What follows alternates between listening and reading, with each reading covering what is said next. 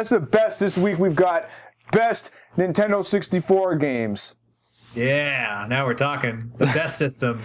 Best system ever. All right, I'll kick things off. I guess I may as well say it. I have a couple here, but Goldeneye 64. I don't think anybody who's been a fan of video games in the last couple decades hasn't played Goldeneye that shit was awesome. Can you even count the amount of hours that our group of friends would be playing? Like, it would be having Goldeneye parties and just playing Goldeneye like nonstop, hours and hours and hours for at least for like a year.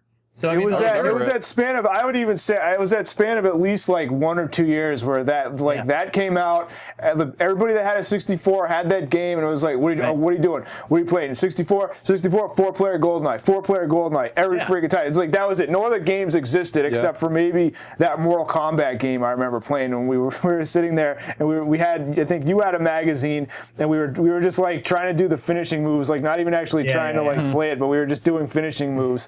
But yeah, so other than that, it was Goldeneye all the time. Nothing else. Or I think it was Goldeneye or WCW NWO Revenge. I think it was those two games back and forth for probably all of middle school. Any other picks? 64 games? One of my favorite games was Paper Mario. I loved that game. I beat it like 3 times in a row. It was just such a fun game. Like Mario RPG, but just better. Much better graphics, better, you can't really say better story, because the story kind of is irrelevant in a game like that, because it is what it is. You got to save the princess, blah, blah, blah. But just very, very fun game. And one of the only really great RPGs for N64, because there's probably only like 10 really, RPGs that were really memorable at all for that system. Right. Yeah, I can agree with that on several points. I mean, the mechanics were really good, like the way they use the badge system to sort of like totally customize the way you play, the way they worked the visuals and the different effects they had, because you were like a 2D sprite in a 3D world, kind of whatever, but the different plays that they would do that, whether you were falling as like a piece of paper or like whatever, it was really cool to see the way that they worked that. I mean, the soundtrack wasn't bad, nothing memorable, but definitely added to the game, didn't detract from it. I don't know. Yeah, I did think it was a lot of fun game for sure.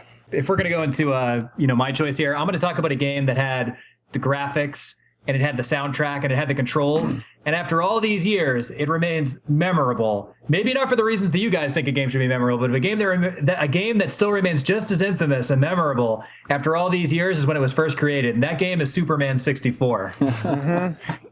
So probably the best game I ever played.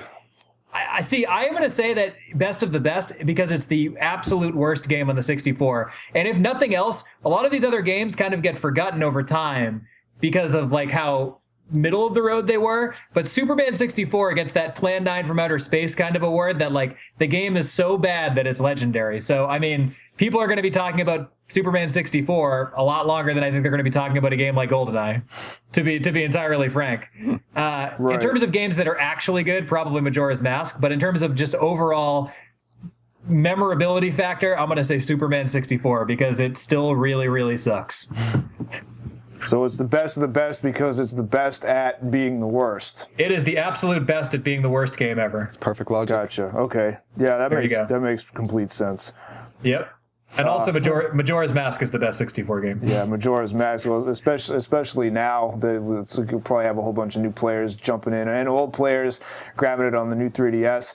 I'll also mention, I mean, we had some crazy hockey matches playing the friggin' Wayne Gretzky's 3D hockey on 64, which that one was crazy. In general, I'm not big on sports games, but I like arcade-style sports games like NBA Jam and friggin' arcade-style hockey and shit. That stuff can be fun. So, yeah, that was insane. I just remember, and it might just be me remembering it wrong, but, like, as long as you were the Rangers in that game, like, you could give the puck to Gretzky at any time and he would just score. And, like, that was...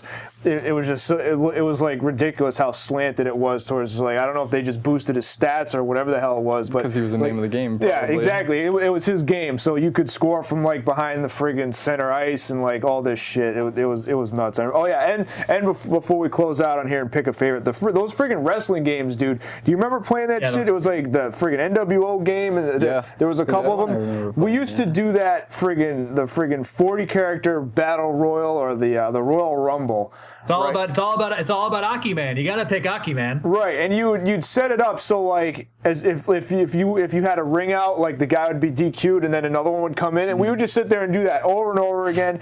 And once you get to the last one, right? So there's 4 people playing, and eventually you'd only have 4 people left in the ring, but then like the person that gets kicked out, they can still move around on the like you know, on the outside. Pull the out. So yeah, you could pull them out. You could get them outside the ropes and like friggin' elbow check them off and like knock them off. Like we had like those were like the craziest ones. So it's really whoever's the last guy in the ring would win, and it would get so after 40 characters running in and going through this whole thing, it'd take like 40 minutes or so. It was like that's what I was gonna mention. Like so many times, some guy, it'd be like the second or third person out, they'd pull the last guy out of the ring. Yeah. So the other guy wouldn't even win. It was just because the other people shafted him and screwed him over. So that was cool. So frustrating. Oh man, that was great. So what do we want to say on that? Which one of these titles is going to be best of the best? And I don't care if we have ties again because it's difficult to pick. That's tough, yeah. I mean, honestly, I feel like you could almost break it down by genre. By genre, yeah. It makes a little more sense to do that on almost any console. Right. To pick just one, I don't know. I mean, Superman. Superman, GoldenEye 64, and the Resident Evil 2 that never got released, right? No. Resident Evil 2 was released on the console, but it was horrible. They had to compress it. So although it was an impressive feat to compress that game onto a cart, it looked like garbage. So it was like, They shouldn't even have done it. Like, I mean, that game was 2 CDs on PlayStation. Right. So to put that onto one N64 cart at like 64 megabytes, that's insane. I am impressed by the fact that they could do it, but I did play Resident Evil 2 on N64, and it's probably one of the worst games I've ever seen, like visually. And I'm not even just saying that. It was literally one of the worst things I've ever seen.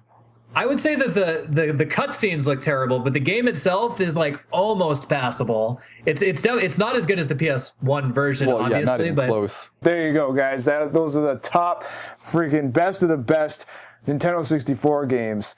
Did we decide on an actual best of the best game there? No, we couldn't.